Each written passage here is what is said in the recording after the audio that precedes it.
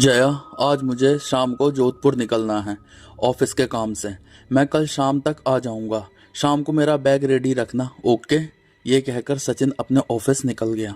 सचिन एक सरकारी ऑफिस में क्लर्क है। उसे कुछ ज़रूरी काम से जोधपुर के पास के गांव की पंचायत ऑफिस में जाना था।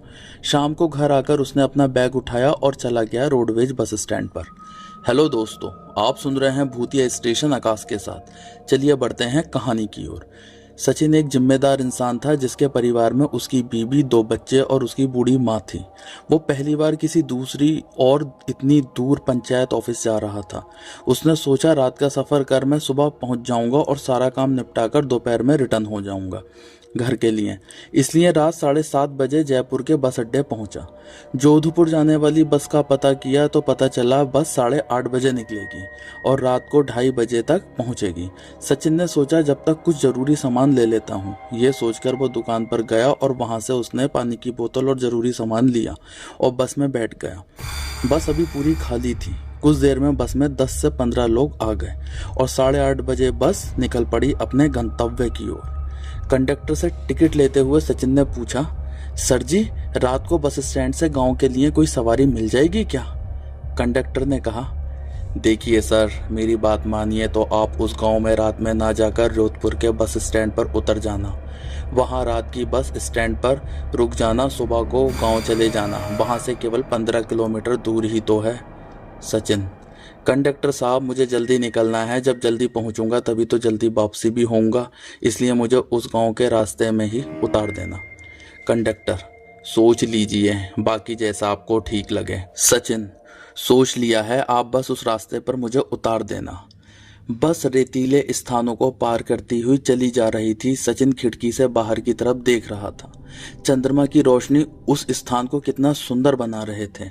यह सोचकर उसकी आंख लग गई कि तभी अचानक तेजाई से ब्रेक लगे, बस रुक गई। सचिन उठ गया।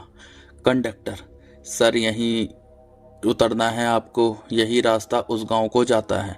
क्या जरूरत है इतनी रात को यहाँ जाने की, सुबह आ जाना। सचिन चुपचाप बस से उतरने लगा कि तभी उसे कुछ सवारियों ने मना किया, लेकिन सचिन नहीं माना। वह वहां रास्ते पर उतर गया। कंडक्टर ने भी फिर कुछ नहीं कहा और बस चल दी जोधपुर। पूरे रास्ते में अंधेरा ही पसरा पड़ा था। अब मेन रोड पर कोई वाहन नहीं था और वो रास्ता जो गांव की तरफ जा रहा था वो तो बहुत ही भयावह लग रहा था। लेकिन सचिन बस अपनी धुन में था। उसने घड़ी में देखा तो पूरे 2 बज रहे थे।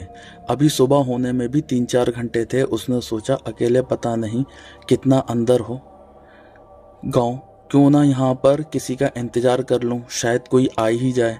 और इसी के चलते वो वहाँ पड़ी एक पुरानी सी बेंच पर बैठ गया। 15-20 मिनट इंतजार किया, उसे नींद आने लगी तो सचिन ने अपना बैग सिर के नीचे लगाकर वहीं लेट गया। कुछ देर के बाद उसे चलने की आहट सुनाई दी। उसने जब इधर उधर देखा तो एक आदमी कंबल ओढ़े और हाथ में बीड़ी लिए गांव की ओर जा रहा था। तो सचिन बोला, अरे चाचा रुको, क्या तुम गांव जा रहे हो? उस आदमी ने कोई जवाब नहीं दिया और सीधा चला गया आगे। सचिन ने अपना बैग उठाया और भागकर उसके पास गया। तब उसने देखा वो एक बूढ़ा आदमी था। आदमी, तुमने मेरा रास्ता क्यों रोका? सचिन ने कहा, चाचा मुझे भी ले चलो साथ में, मुझे भी गांव जाना है। तो आदमी ने कहा, इस समय जाना ठीक नहीं है, यहीं सो जाओ, सुबह चले जाना गांव को। सचिन ने कहा, लेकिन तुम भी तो जा रहे हो, मैं तुम्हारे ही साथ चलता हूँ। आदमी ने कहा, ठीक है तुम्हारी मर्जी, लेकिन बाद में ना कहना कि बताया नहीं था। दोनों खेतों के रास्ते से होकर गांव की ओर चल देते हैं। आदमी ने कहा, भूत प्रेतों में विश्वास रखते हो? सचिन ने कहा, नहीं, क्योंकि जो चीज़ों को देखा ही नहीं है उस पर विश्वास करना बेवकूफ़ी है। आदमी ने फिर कहा, अच्छा बीड़ी पीते हो? नहीं, सचिन ने कहा। आदमी ने कहा, मैं बीड़ी जला कर देता हूँ, इसे हाथ में पकड़कर चलो, नहीं तो खेत भी पार नहीं कर पाओगे। सचिन को यह बात बहुत अजीब लगी। उसने कहा, अब ये क्यों करना है? आदमी ने कहा, तुम शहरी लोग हर बात में क्या क्या करते रहते हो, अपनी चलाते हो। सचिन ने चुपचाप जलती हुई बीड़ी अपने हाथों में ले ली। आदमी ने कहा, अब हाँ, अगर कोई आवाज़ दे तो पीछे पलट कर मत देखना, चाहे कुछ भी हो जाए। सचिन चुपचाप आदमी के पीछे पीछे चल रहा था। यकायक उसे एक छोटे बच्ची की रोने की आवाज़ सुनाई दी। सचिन बोला, अरे चाचा, लगता है कोई बच्ची रो रही है, शायद वह मुसीबत में है। आदमी ने गुस्से में कहा, तुम खुद तो मरोगे ही, मुझे भी मरवाओगे, ये सब भूत प्रेत हैं। तुम चुपचाप बस मेरे पीछे पीछे चलो और पीछे मुड़ के मत देखना। कुछ दूर आगे जाने पर एक कुआं दिखाई दिया। ऐसा लगा जैसे कुएं में कोई गिर गया हो और वो मदद मांगने के लिए दबी दबी आवाज में चिल्ला रहा हो।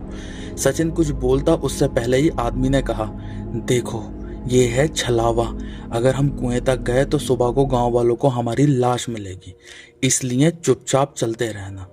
वो लोग कुछ दूरी चले होंगे, अचानक सचिन को लगा जैसे किसी ने उसका हाथ पकड़ लिया हो पीछे से।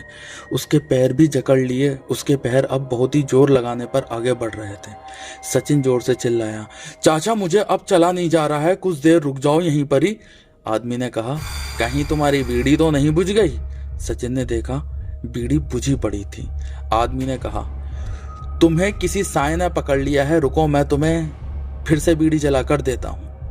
जैसे ही उस आदमी ने बीड़ी जलाई, उस माचिस की रोशनी में सचिन को लगा जैसे कोई बड़ा सा साया था जो कि आग देखकर पीछे हट गया। सचिन ने लपक कर बीड़ी पकड़ ली और उस बूढ़ी के साथ चलने लगा। सचिन को अब दहशत होने लगी, लेकिन बीड़ी पकड़ते ही सचिन के पैर हल्के हो गए और अब सचिन समझ चुका था कि शांत दिखने वाली ये जगह भूत प्रेतों से भरी हुई है।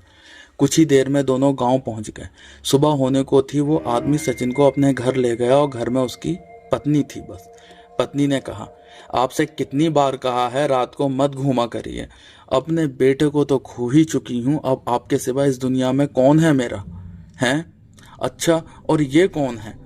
आदमी ने कहा, मुझे किसी से डर नहीं लगता है, ये शहरी बाबू को गांव में आना था, ये डर रहे थे, इन्हें तो भूत ने भी पकड़ लिया था, इन्हें भी छुड़ा लाया। आप बैठो, इनके लिए इंतजाम कर खाने पीने का। सचिन उस साय को देखकर बेहद डर गया था। वो बोला, क्या गांव के लोग रात को कहीं नहीं जाते हैं? आदमी ने कहा, नहीं, गांव के बाहर भूतों का पहरा रहता है, जो भी गया वो वापस नहीं आया। सचिन ने कहा, तो आप रात को कहां से आ रहे थे? आदमी ने काफी चिंतित स्वर में कहा, पूरे 1 माह पहले आप ही की तरह मेरा बेटा रात को उस रास्ते पर गया था, लेकिन वो जब से वापस नहीं आया, उसी को ढूंढने को निकल जाता हूँ, शायद भूला भटका मिल ही जाए। अब सचिन ने नाश्ता किया। कुछ ही देर में सुबह हो गई। उसे पंचायत के काम जल्दी जल्दी निपटाकर वापस जाने लगा कि तभी पंचायत घर से थोड़ी दूरी पर वही बूढ़ा सचिन को मिला। सचिन ने खुश होते हुए कहा, चाचा अब मैं वापस जा रहा हूँ, आपने मेरी जान बचाकर मुझ पर बहुत बड़ा उपकार किया है, बहुत बहुत धन्यवाद आपका। आदमी ने कहा, बेटा एक वादा करो, कितना भी जरूरी काम हो इस गांव में वापस कभी मत आना, लेकिन तुम अब यहाँ से जाओगे तभी तो वापस लौट कर आओगे। सचिन ने कहा, मतलब? मैं समझा नहीं। क्यों, दिन में तो जा ही सकते हैं। आदमी ने कहा, तुम इस गांव में आना चाहते थे, इस गांव में तुम्हारे अलावा और भी कई शहर से आए थे, कुछ ने जाने का प्रयास किया, वो मारे गए, कुछ इसी गांव में रहते हैं, लेकिन किसी में इतनी हिम्मत नहीं कि तुम्हें कुछ बता सकें। चुपचाप यहीं रहो, नहीं तो मारे जाओगे। सचिन ने कहा, लेकिन क्यों? आदमी ने कहा, तुम्हें याद है मैंने तुम्हें मना किया था, लेकिन तुम नहीं माने। रात को उन आत्माओं ने जब तुम्हें जकड़ लिया था, अब वो तुम्हारा पीछा नहीं छोड़ेंगी। सचिन अब डर गया। आदमी ने उसे अपने घर के पास रहने की जगह दी। सचिन ने जैसे तैसे 2 दिन काटे और एक दिन उसने कुछ सोच लिया अपने दिमाग में। वो उस आदमी पर नजर रखे हुए था। वो आदमी शाम को कंबल ओढ़कर फिर उसी रास्ते पर निकल गया। सचिन ने पहले से ही प्लानिंग कर रखी थी। उसने भी कंबल ओढ़ा और उस आदमी के पीछे पीछे निकल पड़ा। उसने बीड़ी जला रखी थी तो सचिन ने भी देखा देखी बीड़ी जला ली। वो उस आदमी से लगभग 30 कदम पीछे चल रहा था। सचिन को अब अंधेरा बढ़ने की वजह से डर लग रहा था, लेकिन वो दिल पक्का करके आगे बढ़ रहा था। अभी वो कुएं के पास पहुंचा ही होगा कि उसने देखा वहां पर कोई बार बार कुएं के अंदर छपाछप गिर रहा है और भयानक हंसी हंस रहा है। सचिन सहम गया, लेकिन वो मन पक्का करके चल रहा था। उसकी नज़र बीड़ी पर भी थी कि तभी पीछे से उसे उसकी बीवी जया की आवाज़ आई रोने की। वो एक क्षण के लिए सकपका गया। फिर उसने सोचा, कुछ भी क्यों ना हो जाए, मैं पीछे नहीं देखूंगा। उसने अपनी चाल तेज कर ली। बस वो उस आदमी और अपनी बीड़ी पर ही ध्यान दे रहा था। अब सामने उसे वही रोड दिख रहा था जिसमें वो इस गांव में दाखिल हुआ था। उसकी बीड़ी बुझने वाली थी। जैसे ही उसने दूसरी बीड़ी जलाई और आगे बढ़ा तो उसने देखा वो बुढ़ा वहां नहीं था, जैसे वो गायब हो गया हो। वो उस मेन रोड तक पहुंचकर जैसे गायब ही हो गया था। सचिन भी तेज कदमों से उस तरफ बढ़ा और वहां पहुंच गया, लेकिन उस बुढ़े का कहीं अता पता नहीं चला। वो रात सचिन की बहुत ही मुश्किल और डर में कटी। सुबह की पहली बस से वो निकल गया सचिन अपने घर की ओर। लेकिन पूरी जिंदगी वो यही नहीं समझ सका कि आखिरकार वो बूढ़ा आदमी मेरी जान बचाना चाहता था या फिर मुझे सदा के लिए उस गांव में दफनाना चाहता था। तो दोस्तों, आपको हमारी कहानी कैसी लगी कमेंट बॉक्स में जरूर बताएं। और आप हमारे चैनल पर नए हो तो चैनल को सब्सक्राइब कीजिए और बेल आइकन दबाना ना भूलें। धन्यवाद।